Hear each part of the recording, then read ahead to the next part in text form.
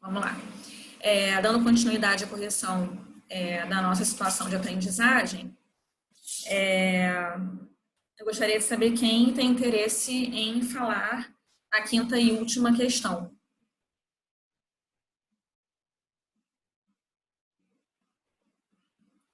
Alguém além da Jéssica? Alguém além da Camila? Alguém além do Alderson e do Leandro, que foram as pessoas que se manifestaram bastante hoje em relação a essas questões?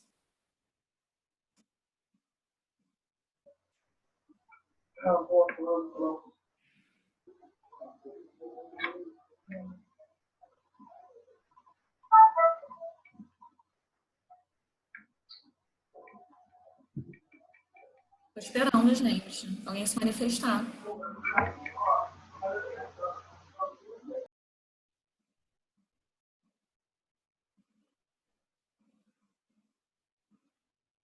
Isabela, Alessandra, Letícia,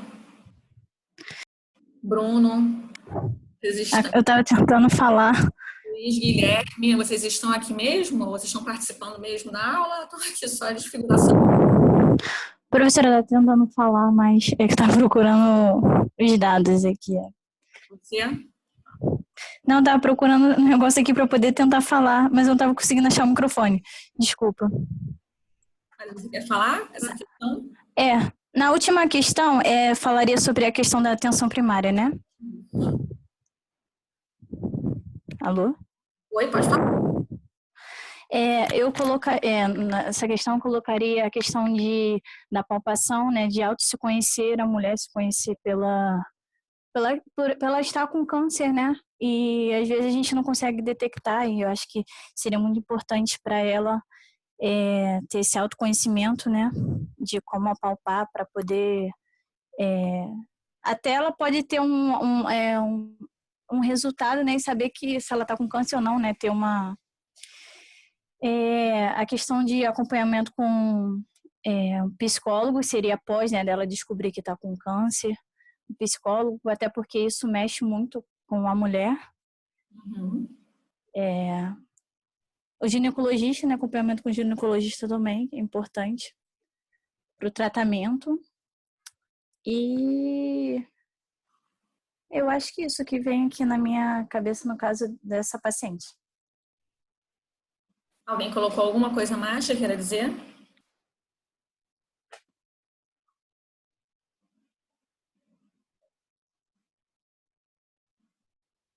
Jéssica, você quer falar a sua resposta? Eu coloquei também para ela ter cuidado, né, na movimentação do braço e tal, no caso do pós-operatório. Acho que foi só isso de diferente também. Aqueles que não conseguiram responder as questões anteriores, mas tomando como base a experiência que vocês já adquiriram no raciocínio relacionado à atenção primária. O que, além disso que elas disseram, vocês orientariam ou fariam com essa paciente na atenção relacionada à atenção primária? Eu gostaria Professora, muito... Oi, fala, Leandro, pode falar. a Vetromiri botou aí no chat, ela pediu para a senhora ler a resposta dela. Estou olhando para vocês e não olhei para ali. Camila colocou orientação domiciliar, orientações aos cuidados de execução das atividades físicas, orientação ao realizar o autoexame da mama, isso no caso da outra mama, né? Porque ela já foi operada de um lado. Estimular atividades prazerosas, orientação, encaminhamento seria, né, ao psicólogo, e só, foi o que você colocou. Tá ótimo, viu, Camila? Muito bom. Muito bom. Leandro, você colocou alguma coisa além disso? Não, mas eu segui essa linha também. Eu acrescentaria ainda na resposta de vocês, juntando isso tudo aí que vocês disseram, eu acrescentaria a automassagem linfática, tá? Que a gente pode orientar essa paciente a fazer uma automassagem linfática também. Orientá-la a retornar gradativamente às atividades de vida diária dela, e não apenas a orientação, como a Camila colocou, né, em relação às atividades físicas, mas também as atividades diárias. Orientar também essa paciente com relação ao uso de órteses e ao posicionamento no leito, que eu falei para vocês também na conduta, né? Isso também se encaixa na atenção primária, esse tipo de orientação. Tá? Seriam esses 3 itens que eu acrescentaria na resposta de vocês. Tudo bem? Professora, a questão orientar também a questão de complicações. Por exemplo, se o câncer fosse começasse a ficar avançado, a questão da respiratória também entraria. Até nessa fase. Até no caso dela, tá? Uhum. Nada nos impede de orientar, além de realizar a fisioterapia respiratória com ela, por que não também dar orientações em relação a exercícios respiratórios que ela possa fazer sozinha? É porque, exemplo, uma paciente com câncer, normalmente os sintomas é até de fadiga, né? Sim, ela também pode ter. Tá? Então, nada nos impede de fazer essa orientação a respeito disso também não, tá? Boa colocação sua. Professora, Isabel. você falou do posicionamento no leito, mas aí isso não é só no pós-operatório? Não necessariamente, né? Porque a atenção primária, a questão é que a atenção primária ela envolve todas as fases. Ela não está só no final. Uhum. É que aqui ela é a quinta questão. Não, na verdade, eu imagino a atenção primária antes, né? No caso, antes de operar, enfim. Também não necessariamente, tá? A gente pode trabalhar com atenção básica também, nesse caso, de pós-operatório, tá? Com orientações relativas à atenção básica, que são essas que a gente colocou aqui. São os cuidados que ela precisa ter. Uhum. Tá? Tudo bem? Alguma outra dúvida?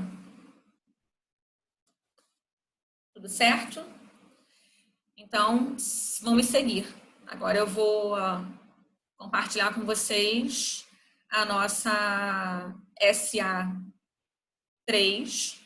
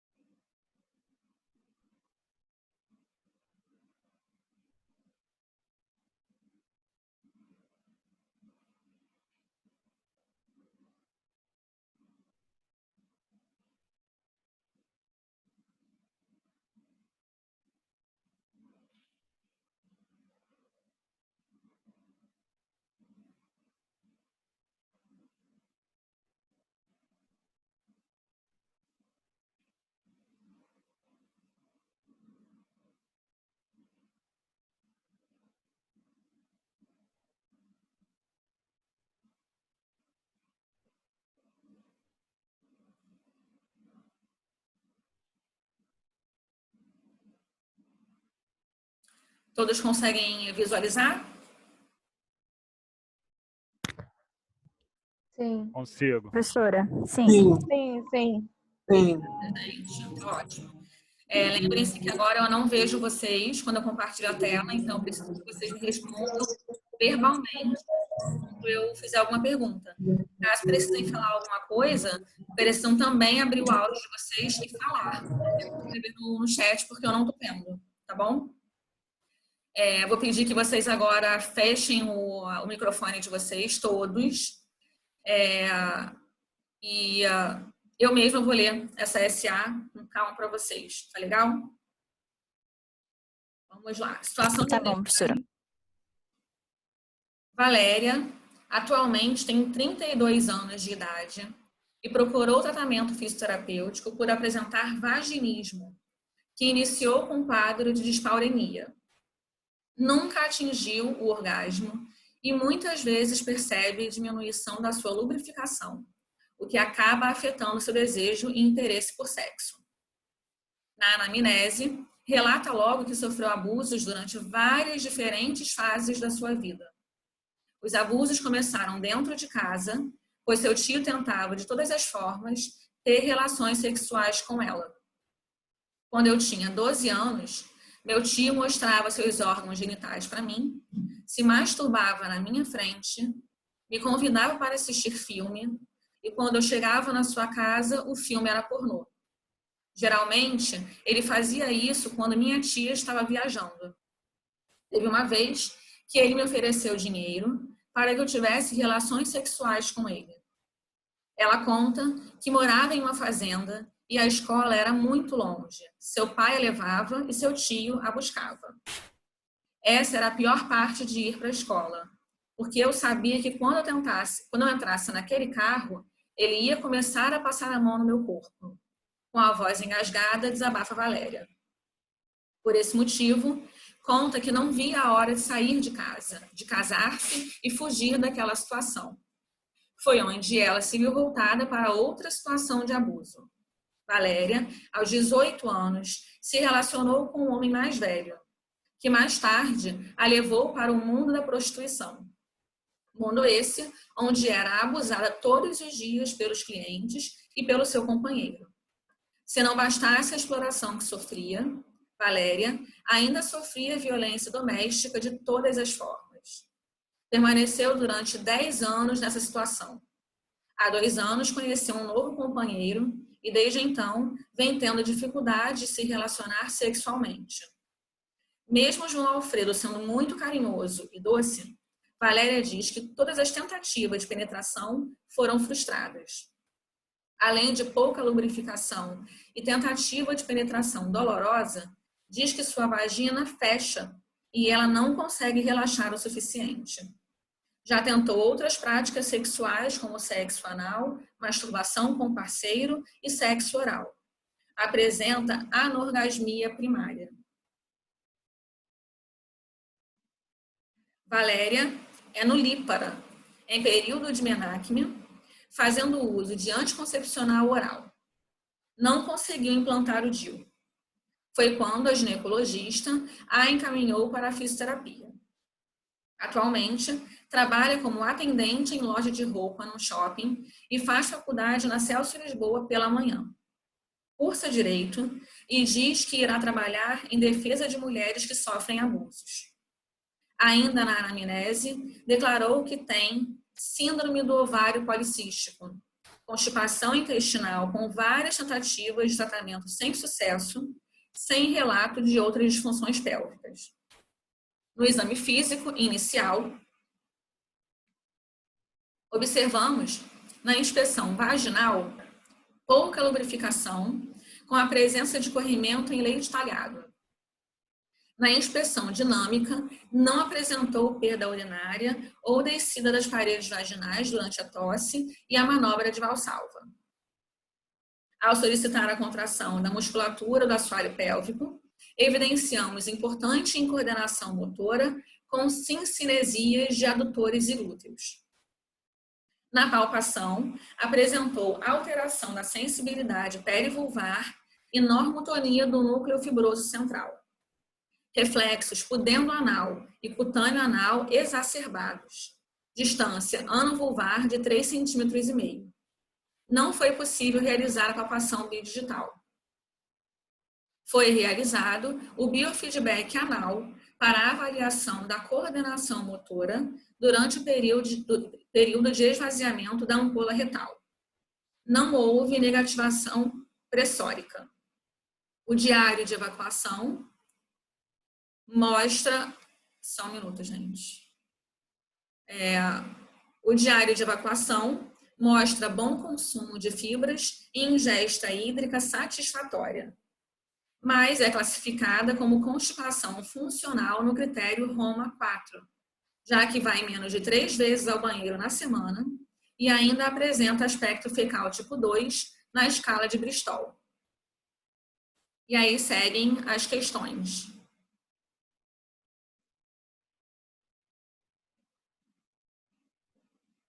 Tudo bem? É uma situação de aprendizagem bem extensa e que eu fiz questão de fazer a leitura para que não houvesse interrupção e para que vocês conseguissem entrar no universo desse caso clínico, que, na minha opinião, é é o melhor desse núcleo todo. Por se tratar de um caso clínico especialmente importante para nós mulheres, de algo que acontece, que sempre aconteceu e que infelizmente continua acontecendo. É para se tratar esse caso clínico com muita seriedade e com muita sensibilidade também, tá? Por essa razão eu quis ler para vocês. E agora vamos ler o nosso roteiro.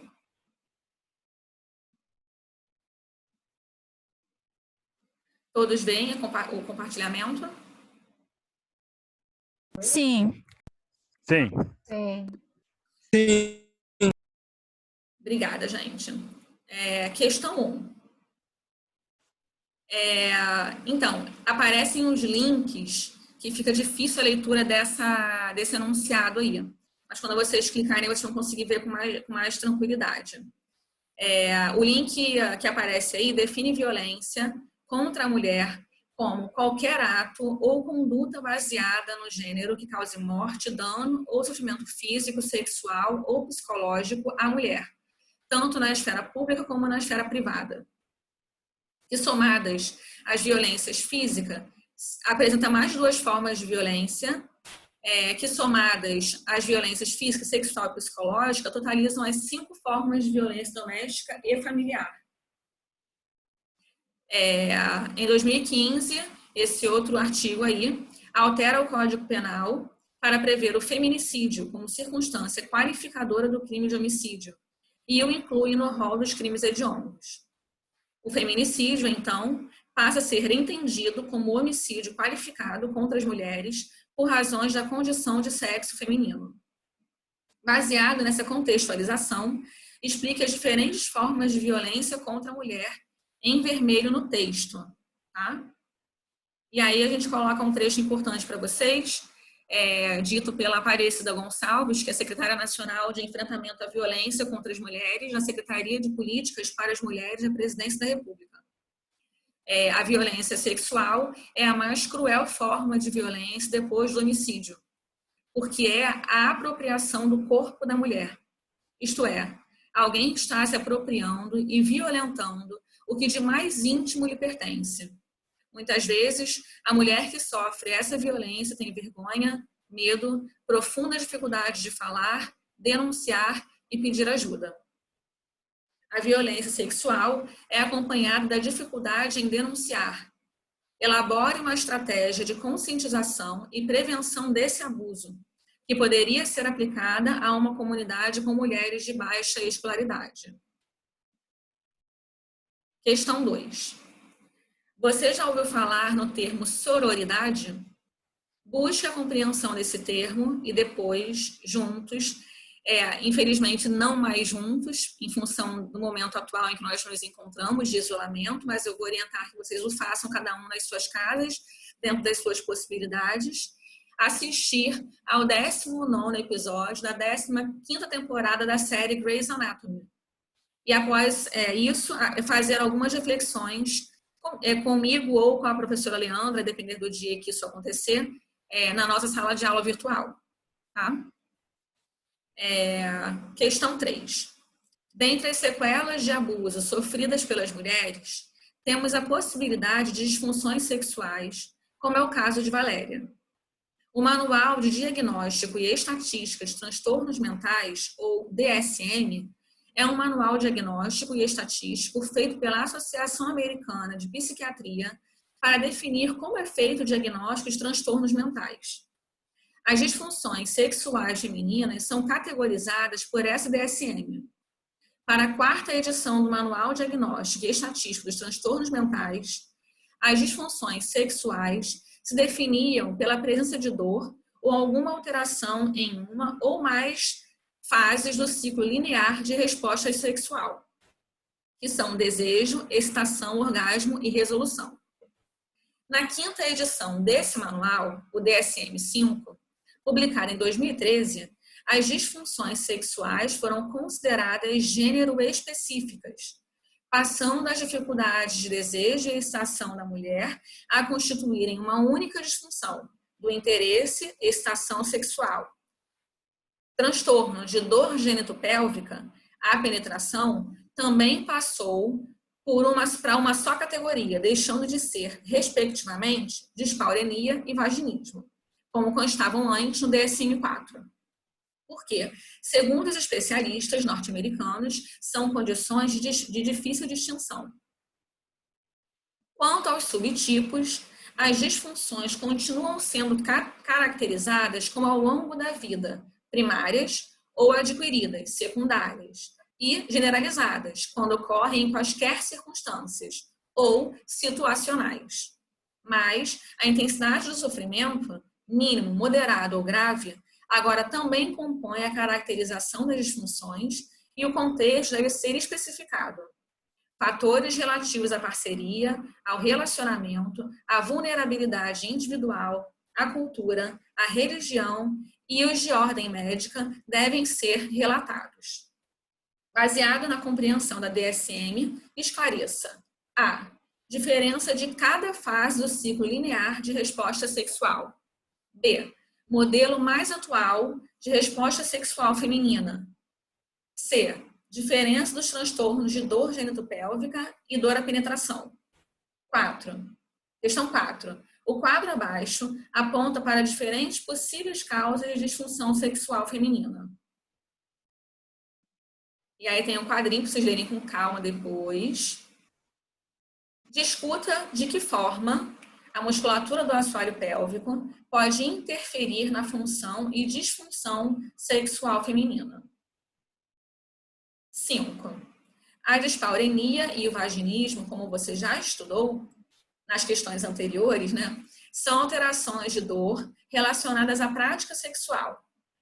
Agora, a vulvogínia também pode ser tão desconfortável que algumas atividades podem parecer insuportáveis, como sentar por longos períodos ou ter relações sexuais.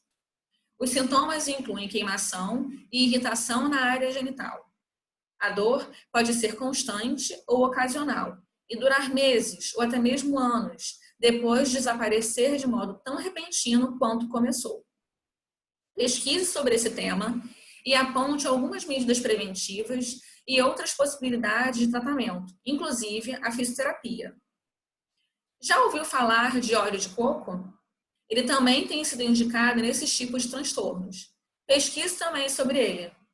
Vou ajudar você colocando aqui embaixo o link de um artigo de revisão sobre o uso do TENS. Questão 6. O artigo abaixo aponta para algumas possibilidades de intervenção nas disfunções sexuais femininas. Vamos dar uma lida nele e destacar essas possibilidades de abordagem? Aí segue a introdução, né, desse artigo de revisão.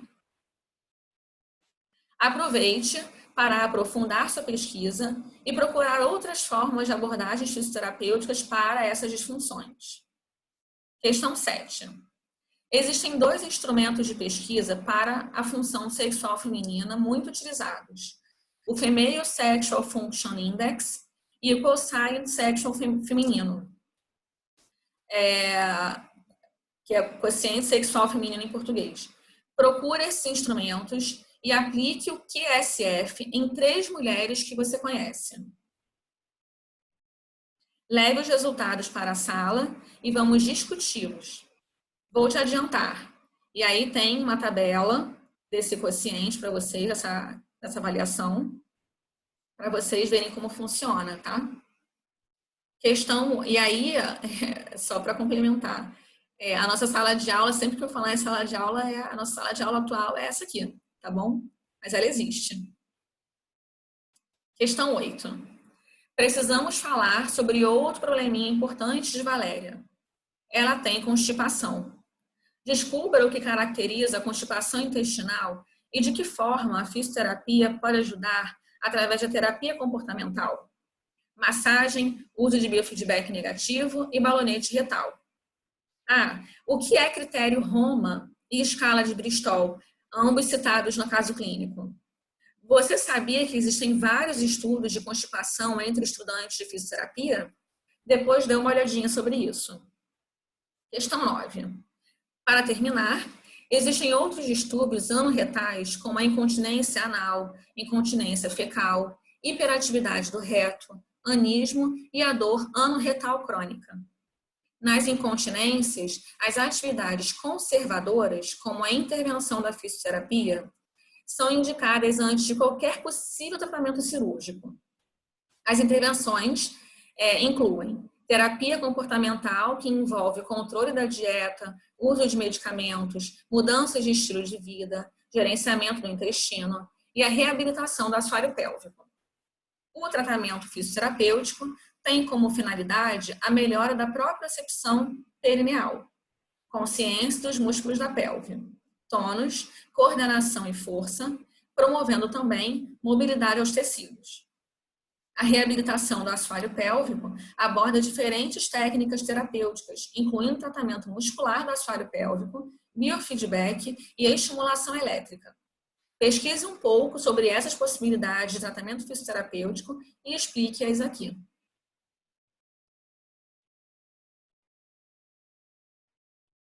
Tudo bem?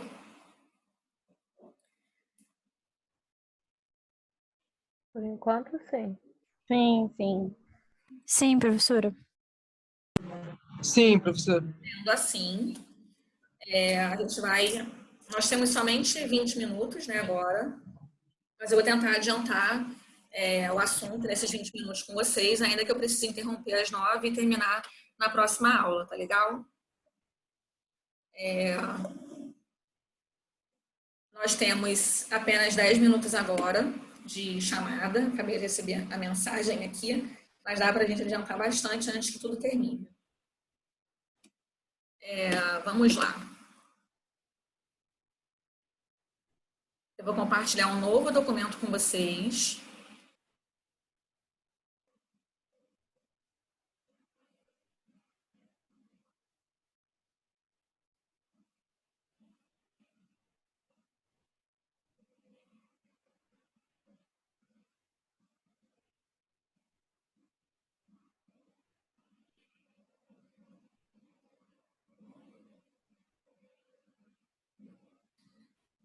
Todos conseguem ver? Sim. Sim. Sim. A nossa aula de hoje, ela vai girar em torno do estudo urodinâmico, tá? Ou avaliação urodinâmica. E ela envolve uma série de itens importantes que vocês precisam entender. Então, vamos lá.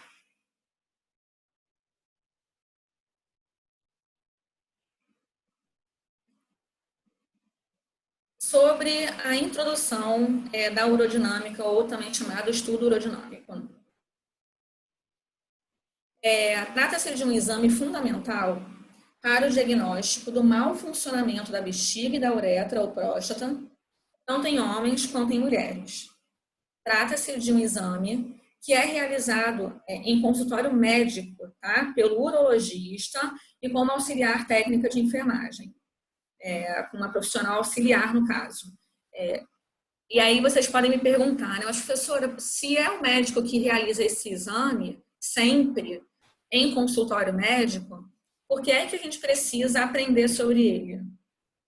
Porque a gente vai atuar nas disfunções que são diagnosticadas por eles. Então, é importante que a gente saiba entender os resultados que esse tipo de exame nos proporciona. Tá? Para que a gente possa traçar a nossa conduta com o nosso paciente. E aí, o estudo urodinâmico, ele ocupa um lugar de destaque entre os métodos diagnósticos que são solicitados e realizados pelo urologista. É um exame bastante realizado por ele, por englobar diversas situações, né? Tanto pela qualidade das informações que a gente obtém através dele, quanto pelo número crescente de exames que são realizados. É um número realmente representativo de estudo urodinâmico que é feito hoje em dia. Ele é um exame invasivo, não está isento de complicações, é longo e é dividido em várias etapas. Cada uma delas tem o seu grau de exposição física e gera um desgaste emocional ao paciente. Então, é um exame bastante complexo, tá? E bastante íntimo também.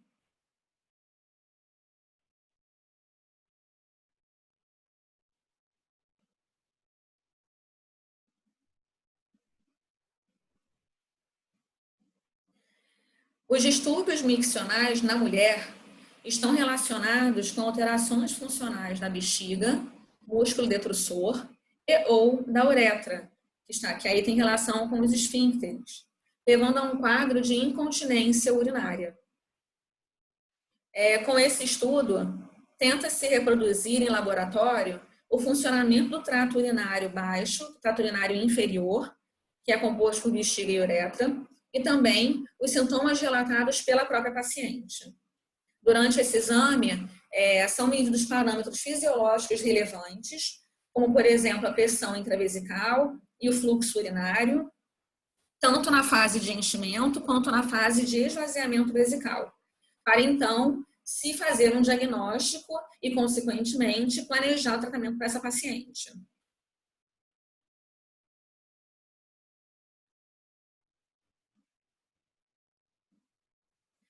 Mas, antes da gente seguir com o estudo urodinâmico, precisamos primeiro entender a fisiologia da micção.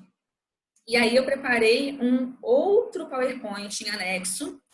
Então, eu vou dar uma pausa nesse aqui para abrir o outro, para vocês poderem entender sobre a fisiologia da micção, para então retornarmos para a urodinâmica.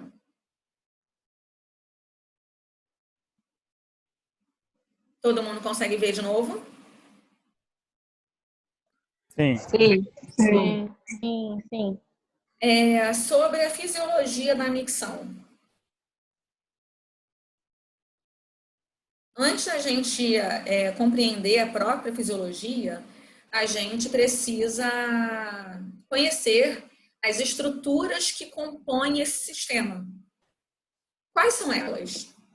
São várias, né? A começar pela bexiga, temos o ureter, o peritônio, o músculo detrusor, que já foi citado anteriormente, o orifício do ureter, que é chamado de ósseo ureteral, o trígono vesical, o ósseo da uretra, ou ósseo uretral, a uretra, o esfíncter interno, os MAPs e o esfíncter externo.